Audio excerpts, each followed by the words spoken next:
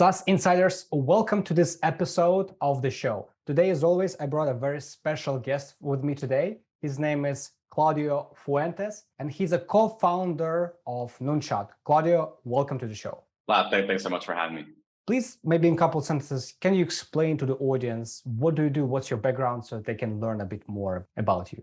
Yeah, absolutely. So Vlad, I've been an entrepreneur my entire life. My career is kind of broken down to two phases. Initially, straight out of high school, I actually went into being a music producer and actually got some success in that. Was able to build a brand with a couple, 1,000 followers, which got me to tour around the world and kind of like build my brand as a music producer and artist. But underneath that entire kind of journey, I think I definitely got to exercise a lot of the muscles of what it takes to build a brand, what it takes to build a business, make it sustainable, what it takes to launch a product, in my case, music, and bring it to an audience.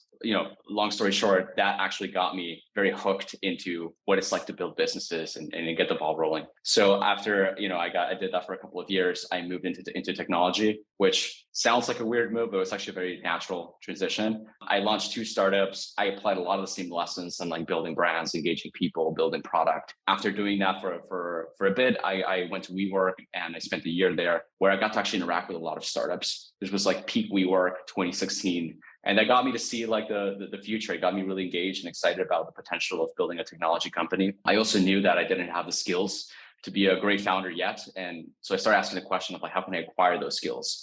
I found that product management was a great path towards becoming a great founder, that a lot of product managers go on to become unicorn founders. So, I figured out, how do I become a product manager? And I did that for 3 years. And now, coming full circle, I finally left my product management gig a couple months ago to go into a full-time founding experience. So I've recently founded Noonshot, which is it's a platform that enables non-technical creators to build and launch Web3 experiences. And we're doing that full-time now, right? So definitely kind of like a culmination of both of my careers, my product management experience, my founder experience, and just really bringing that full circle now.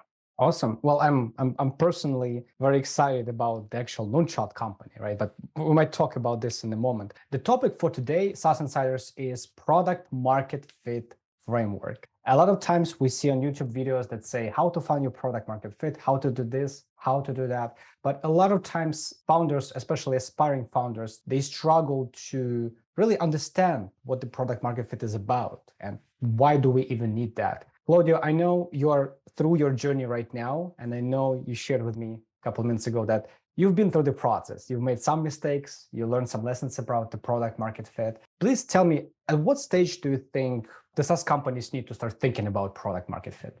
Really, there's 2 ways to think about this, Vlad. Number one is product market fit is the number one problem you need to solve from day one, right? You have an idea, you start a company, you need to solve for product market fit. Before anything else will happen, before you can, fundraise again, before you can start growing, you need to figure out the mechanics of how you solve an actual customer problem and validate that with actual customers in order to get the ball rolling. So I would say number one is from the get-go, right? Like day one, your priority should be like achieving product market fit. Before you think about growth, before you think about the next phases of your company, it's all about product market fit. The second thing that I've seen in my experience has been really, if you're part of a larger company or a more mature company and you're launching a new product offering, again, you shift gears into like, how do we validate product market fit for this specific product, right?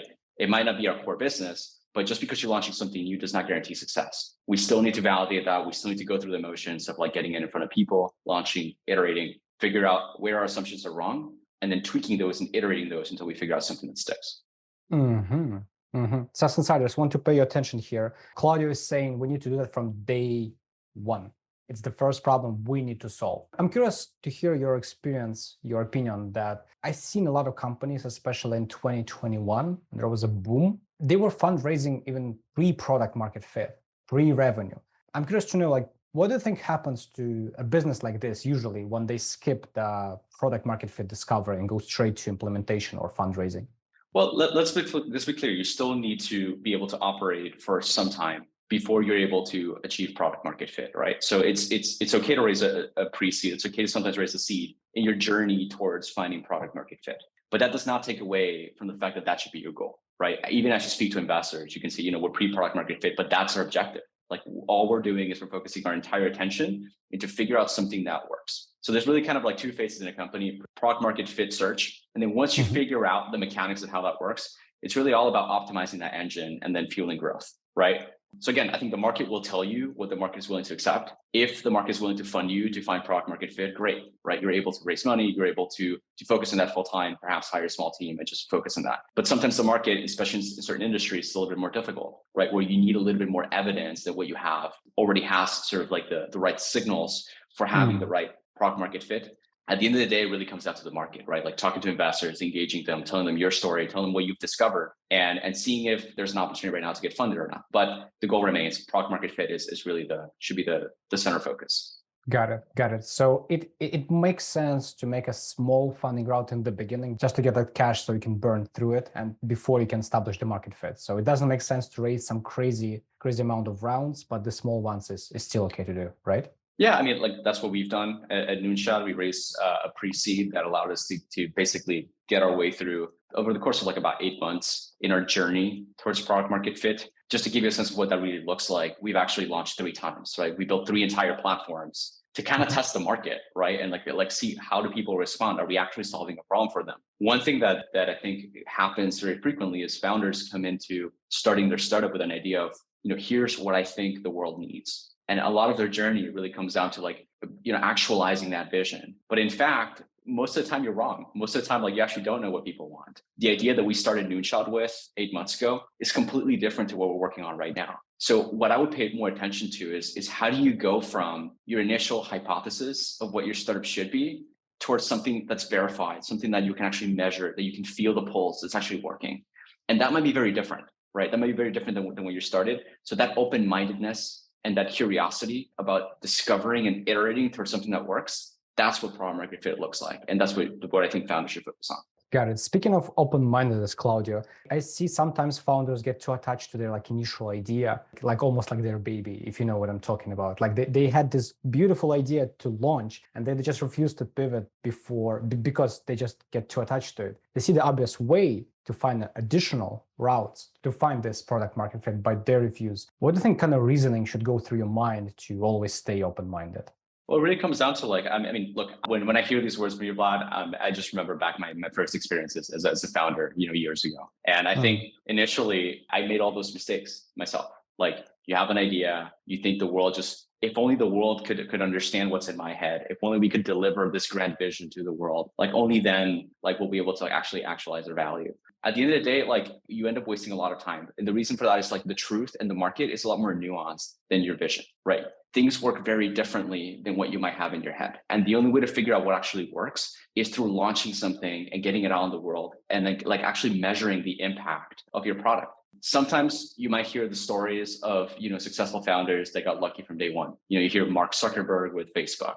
You hear about, Steve Jobs and the iPhone. And perhaps I think it creates this false perception that a lot of the great companies come from like a stroke of genius. The fact of the matter is if you actually dig through the evidence, you find that a lot of these companies, even they required a lot of iteration, right? You just don't hear about that story, you hear about the end result. So I think it's important as a founder to recognize the truth about what it takes to build great products. And it really just takes an extraordinary amount of resilience and patience and open-mindedness in terms of like launching something and building. And one question that I would ask founders is to really kind of like consult with themselves. Like, what are you really into this for? Do you want to be successful and build a solution that actually helps people? Or are you just in it to build your vision? Like, what's more important to you?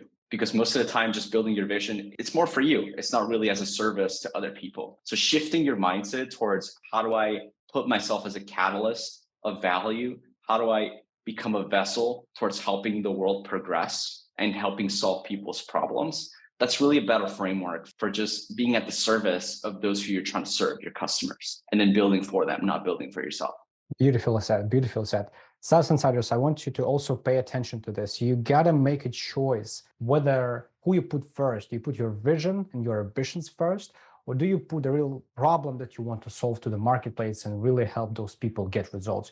Sometimes it aligns, but a lot of times because you need to pivot, you gotta make this choice to stay flexible if you really want to find the product market fit. Claudia, I wanted to go a bit deeper into your experience and what you learned when you are building Noonshot as well, in terms of what kind of framework you see for yourself when you want to find the product market fit. Like if I was, let's say, if you were to meet Claudio from half a year ago that was just starting with Noonshot, what kind of advice you would give him? What kind of framework you would give him to help him achieve this faster?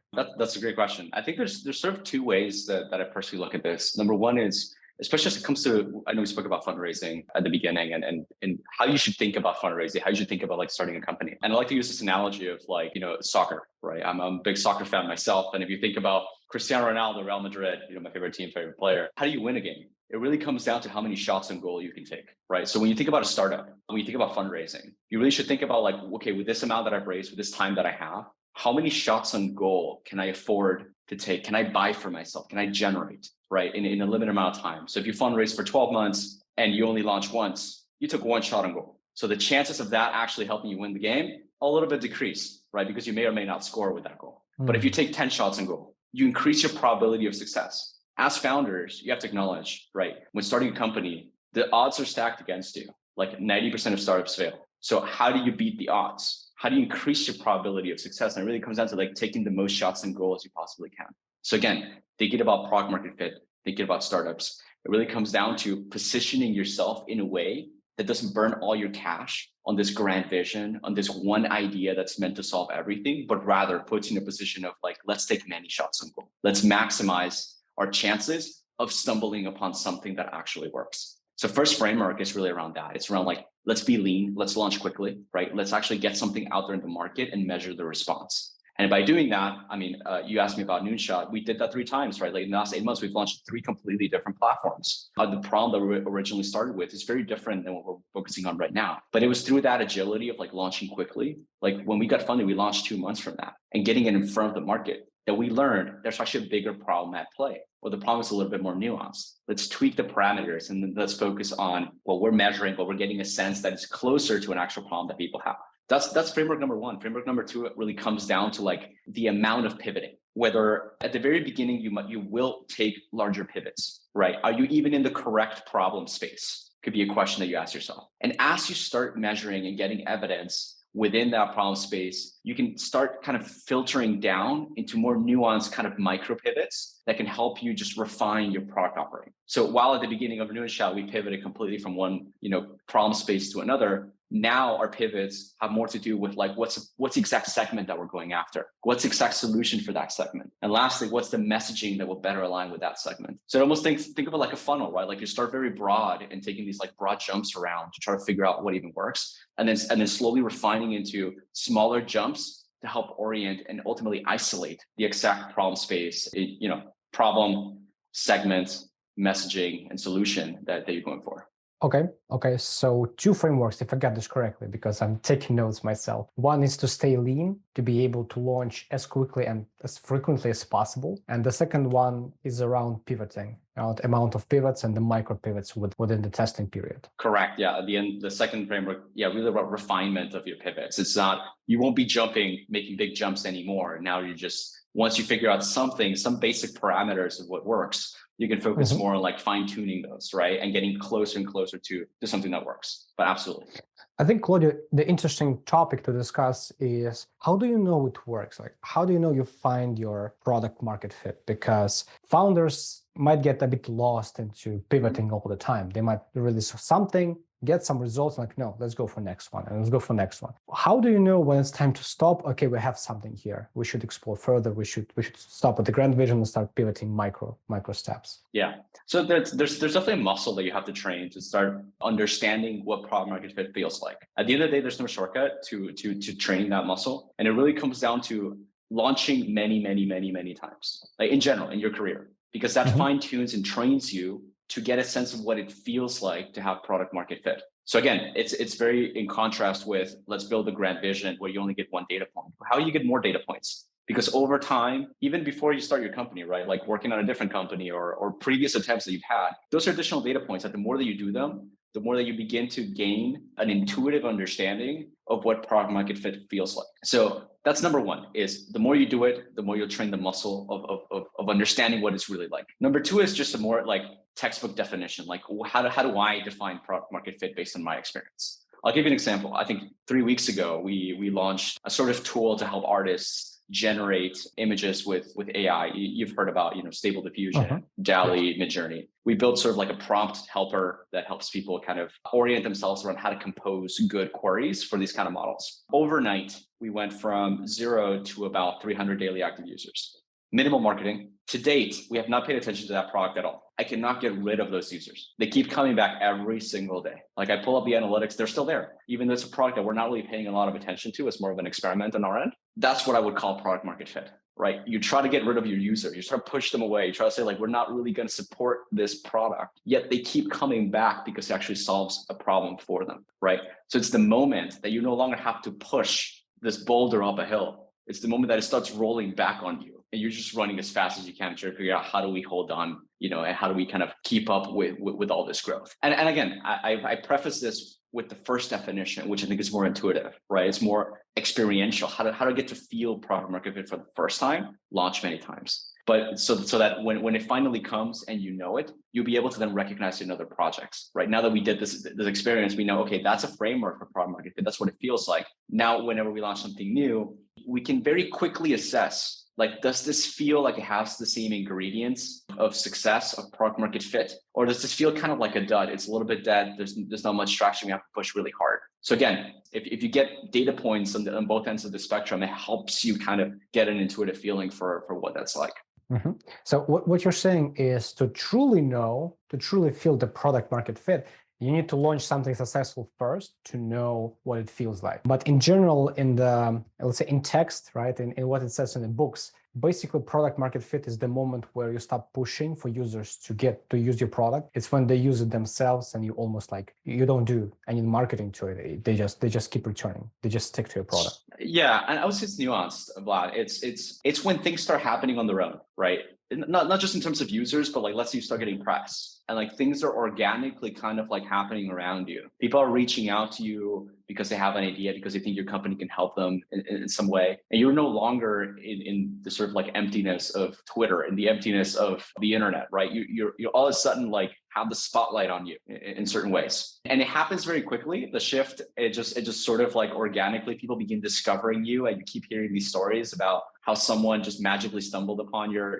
project when they weren't even expecting to. Word of mouth begins popping out. So even if you search Twitter for your company name and you see people actually having conversations about you, those are great signs that you're definitely getting closer. So I would say when things begin happening without you necessarily doing a lot of work to manifest them, right? It just organically, begins flourishing, outside of your company.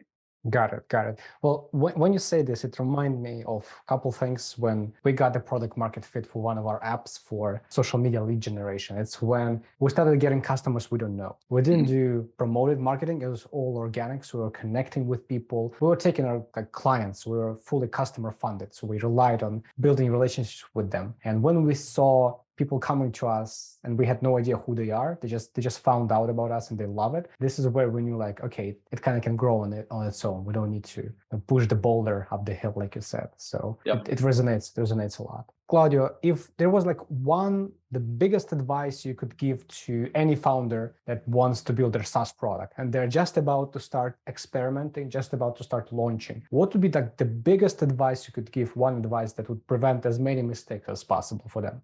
Yeah, I would just say launch quickly. I mean, I can't tell you the amount of times, like even within a lead mindset where you want to sort of focus on the definition of an MVP, right? And get that out of the door. There's a lot of scope creep that can come in, even as you're developing, like, oh, it should have these 10 features in order for it to be valuable, even though we're trying to be lean and even though it's trying to be an experiment. But I can't emphasize how much just like ship something, like get something out of the door as quickly as possible, and then after that ship weekly. Like, how do you continue to deliver value to iterate that? So it really comes down to, if you don't get it out of the door, you'll never be able to measure the impact of what you've built. Got it. Okay. Yeah, it definitely resonates because when I consult founders, when they're just in the beginning of their journey, when they're just thinking of idea, they don't even have like the roadmap for the product. What we're trying to do is identify like the core piece that really makes the difference in the product, because they have like an idea for level 7. They have all of these things. They want to build an Apple. They want to build a Microsoft, and I think they have this plan for them. We always need to come back and say, let's focus on the first thing. Let's launch it as quickly as possible so we can measure it, so we can either fail early or succeed early. And we know this, right? So it's more like knowing instead of guessing, I believe. Yeah. It's how do you gather data? It reminds me of the first iteration that we launched at Noonshot. We were essentially trying to be a Discord competitor, but in the Web3 space. So how do we embed Web3 interactions within sort of like a messaging experience? So we launched that quickly, right? We launched that within a month and a half, and after getting it in front of people and iterating and continue to add features, one thing we learned is most people were just trying us out of curiosity. Oh, this is a cool product, let me see what it's like, and they would leave. So there was nothing like, there was no stickiness around the product. So that we learned, by launching. There's no way we could have predicted that. And number two, we actually learned that like a lot of the requests that we got after that point were, well, I actually just want a great messaging platform. I don't care that much about the Web3 stuff that we're doing on top. I just want a great messaging experience. So what that tells me is like, even though in our mind, right, initially we were thinking of like, let's build this Microsoft experience, let's build this Apple experience, let's build this Discord experience in a specific use case. What people actually wanted was Discord. And what we would have had to do is replicate all of that just to provide a little bit of differentiation at the top that would probably not have been enough differentiation. So the fact that we launched quickly, we quickly got a sense people don't really care that much in this context about the Web3 kind of interactions. They care more about the core messaging experience. That's not where we can win as a business. We don't have the billions of dollars in funding to recreate Discord and kind of compete with them. But we did start asking those people, what if that's not your problem, then what problems do you have? What are the other areas that you're struggling with? Why did this seem like interesting in the first place? What did you think it was going to solve for you? And then we started kind of shifting into like solving those problems instead and getting closer to problem market fit. So again, we talk about pivoting. We talk about starting with this kind of like bold vision, sure, but launching quickly, right? So you can get a sense of like the truth, not just your hypothesis about, how the world should be. I love those topics. I get goosebumps when we speak about pivoting, shifting, especially. I feel like you're also very passionate about it because you're right in the process of it. So it's more like you just went out, just shared something with us, and then go back and actually continue on that journey. So it's really inspiring. Claudio, I wanted to ask just a bit more questions, more on the personal side of things, so that people can a bit more know you as a person, right, as a founder, because we know it's important in addition to our technical skills, our hard skills, to also remain flexible. We always deal with people. There's a saying that the business is easy, dealing with people is hard. People are always curious, like, what are the people that are in our SaaS Insiders community that we interview? So what kind of activities you enjoy getting outside of your work zone that makes you like zone out and actually relax with your brain?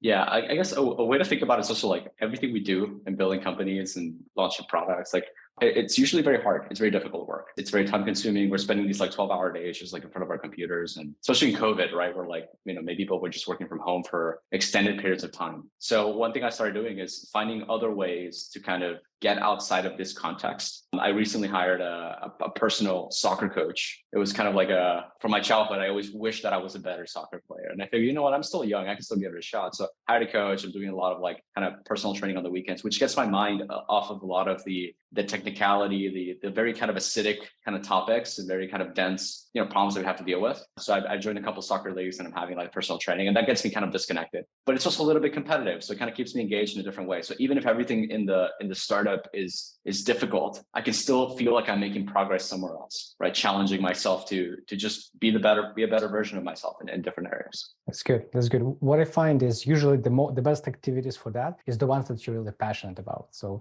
as you shared before, like you're a soccer fan, you like playing this as well. So this is kind of lets you focus on this, and the rest is kind of goes away. It's good. I hope they don't invent VR technology too early. Otherwise, you'll probably move the soccer sessions with your coach in the VR reality. Then you really won't leave. Then you really won't leave your bedroom.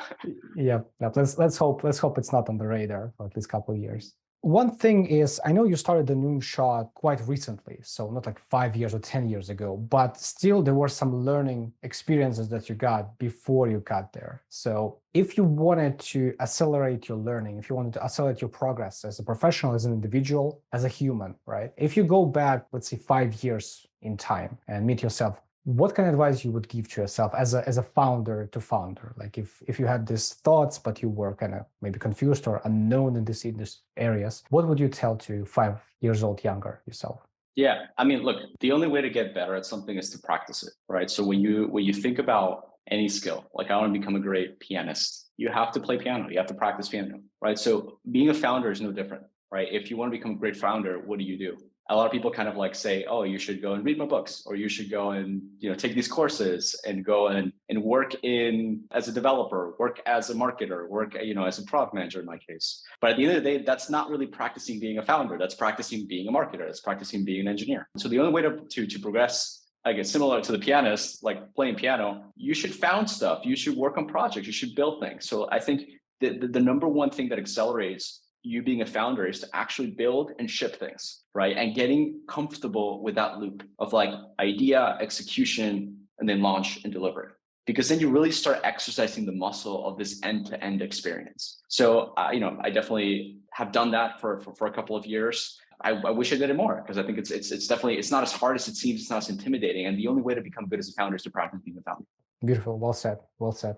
SaaS Insiders, just want to mention, because this is really important to hear. If you want to become a better founder, if you want to become a great founder, the best way to do it is to become a founder. Not go to be a marketer, not go to be an engineer, because the only thing you get better is as this skill. Founder is much more than just a very particular one. You become an ultimate generalist, and you need to get comfortable with a lot of things that you can only get in the founder experience. So push that button and just go for it. Yeah, and to be clear, I don't think they're necessarily like conflicting with each other. I think you can do all these things in parallel, right? Like even if you are working somewhere today and you haven't really taken the leap to become a founder just yet, like there's nothing stopping you from spending your nights and weekends being curious, launching stuff, building stuff in your free time, and beginning to exercise the muscle, right? That's what matters here. It's like, let's put in the practice. Yeah, I mean, I think I definitely acknowledge it'll take people different amounts of time depending where you are in your life. Sometimes you have a lot of responsibilities and bills to pay, family to take care of, and that will prevent you from taking the leap.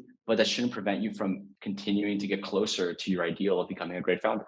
Absolutely. Absolutely. I hear a lot of this advice, like if you were to go to Reddit and ask the entrepreneur Reddit, like how do I become a better founder? They say like, go get a job at the marketing and you'll know how to market your product.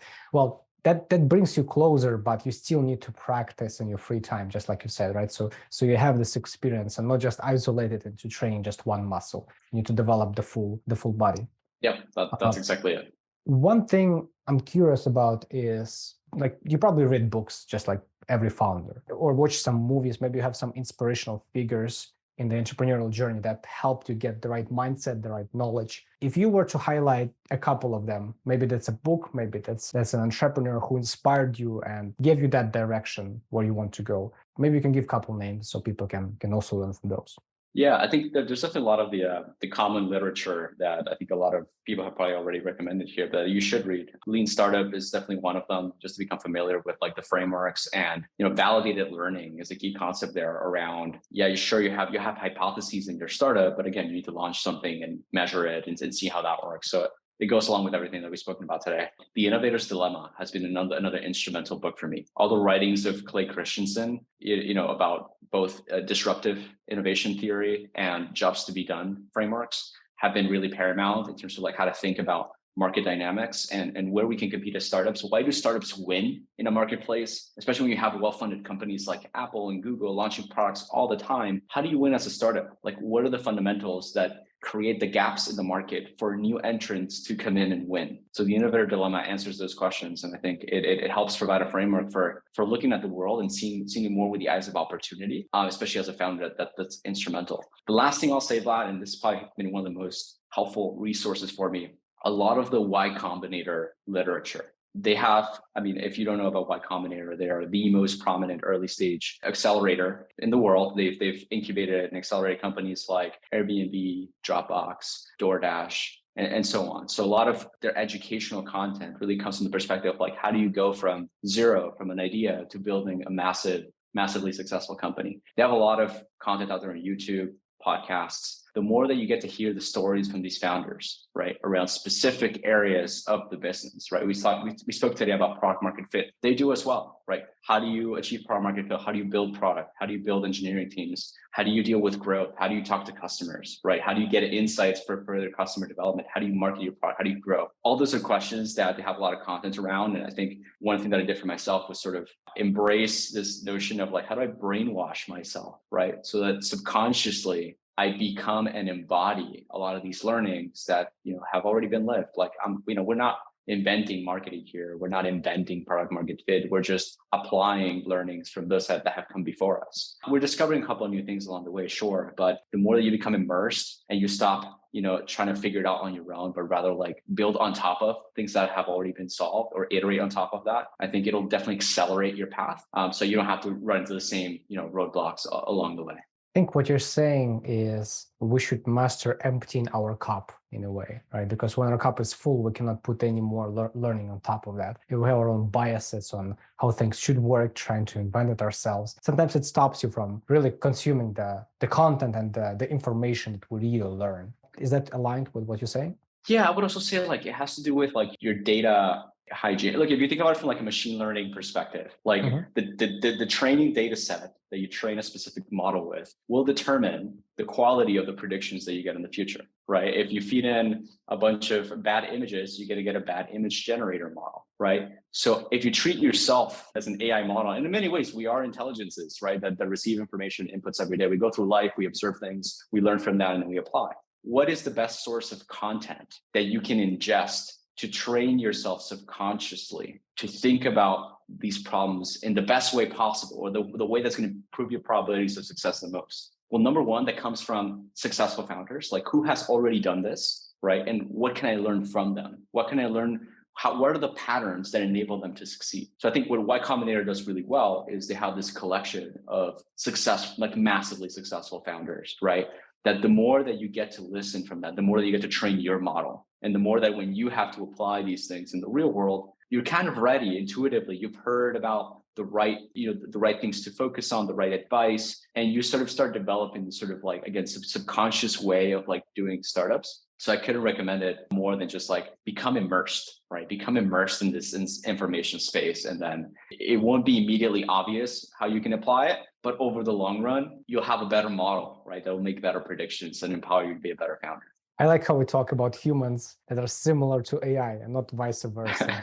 Yeah. I like how we learn from AI how we work. That's fascinating. Yeah. One thing, Claudio, I wanted to know is, what do you think is your definition for success? I know in different stages of our life, we define it differently. For someone, it's personal. For someone, it's financial. For someone, it's career. What do you think is success for you at this stage of your journey? Yeah, I mean, Vlad, that's a great question. And I think, like you mentioned, that definitely has changed over time. I think a lot of us kind of look at startups as like, here's our lottery ticket for becoming massively wealthy and massively successful. And that's, in many ways, it's true. You work really hard. You compress a lot of your career success into a couple of years instead of, stretching it to 40 years and then retiring or something like that. But at the end of the day, something that I've realized is, I think at the end, like we're already, if you work in technology, if you already get a decent paycheck, like you already live a comfortable life, right? Like, sure, you can make more money, less money, and it kind of be around that range. But if you're already comfortable, then money becomes less of a motivator. I mean, there's a lot of studies in this that there's a diminishing kind of returns kind of chart in terms of like, for every additional $10,000 that you make a year after, something like 80K, you don't really get the benefit or the kick in anymore. So really, like, to be a founder, you need to have like an intrinsic reason why you're doing this, right? Especially because it's going to be hard. It's going to be a long journey. You're going to face a lot of adversity. Like, again, 90% chance of failure in most startups. So like, how do you overcome that? For me, what I've discovered recently is, I think for one, I've understood that I have a unique ability to simplify problems, to solve problems, to bring people together, and to deliver great products. So for me, it's this journey of like, how do I apply myself, my gifts, my talents to build something that helps push the world a little bit further, whatever that means. In our case right now, we're helping creators, monetize and have direct to consumer relationships through Noonshot. But it really comes down to the team and us as people, right? Like, how do I take care of my team? How do I help my team grow? And how do we use our gifts and our skills to push humanity just a little bit further? So, I mean, that's something we can do regardless of industry, regardless of stage. And that's something that I think keeps me going in terms of like why I'm really doing this. Why do I subject myself to all this adversity, all this pain, all this difficulty? And it really comes down to this, that personal reason. I think it's my purpose is to just manifest and help use the gifts that I've been given to progress things a little bit more. Got it. So on top of just, let's say, financial stability and the comfortable level of life, you find success in having a purpose finding purpose in your work and what you do from day to day, right? Yeah, I think absolutely. Like once you hit a certain baseline of financial success, you really have to dig a little bit deeper into finding your true why, your true purpose. And that's exactly what I'm talking about. Like it really comes down to having a purpose, discovering what that means for you and how you can be of use and of help and of positive contribution to society and to others. And if we bring this conversation full circle to what it means to find product market fit, it means to like learn from people, right? Like what problems do people have in the world? And how can I apply my skills as a founder to solve those problems? That's what product market fit is, right? So it's very aligned, and it really comes down to like having a mindset of like service, like putting the world out there first, right? Putting your ego second, and just being of contribution to others, to your environment, to the world, and helping leave things a little bit better than we found them at the end of the day.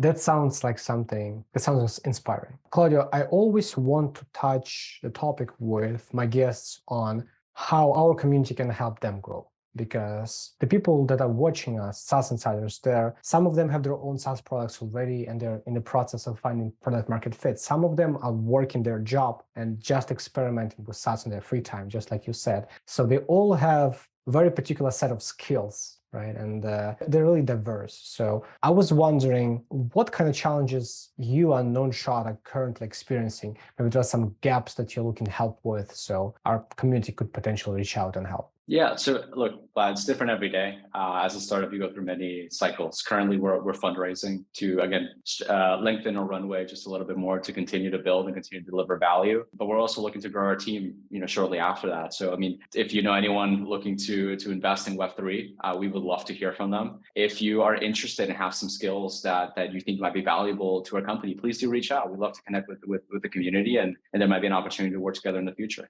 Okay, wonderful. What would be the best way to founders and professionals to get in touch with you and learn more about you, your company, and what you're doing at Noonshot? Yeah, look, I actually took a social media break for a couple of years. I'm finally back on Twitter. So Twitter would be like a great way to find me. You can find me at Claude_Fuen. That's at CLAUD_FUEN. Claudio, to kind of wrap up, any last thoughts, any ideas that we could give to the audience for them to get the maximum value from watching this episode with you? Ooh, that's a loaded question. I mean, there's so much to say. Look, we can spend an entire day talking about startups or it needs to be a founder. I would definitely say, don't be afraid to try. I mean, I definitely look at my life in terms of like, regret minimization and how do I get to try the things that I've always wanted to try. So if you have an idea, if you have an intuition that you may be able to build something interesting, give it a shot. I think there's nothing to lose, especially in today's age where we're hyper connected. It's easier than ever to start a company. I think a lot of us can actually do that from our houses where we couldn't before. So again, just like get in the habit of like building cool things, shipping them, seeing what happens, and get to exercise that muscle. It's very rewarding at the end of the day to have built something and seeing other people use it and knowing that you were able to create value in someone's life. So for those of you who have experienced that, I think you can align and resonate with that. For those of you who haven't, I highly recommend it. I think it makes you get up every morning looking forward to something. Awesome. SaaS Insiders, don't be afraid to try. That will be the message for our episode today. Claudio, I thank you so much for taking your time with us today and sharing those insights. Vlad, thanks so much for having me.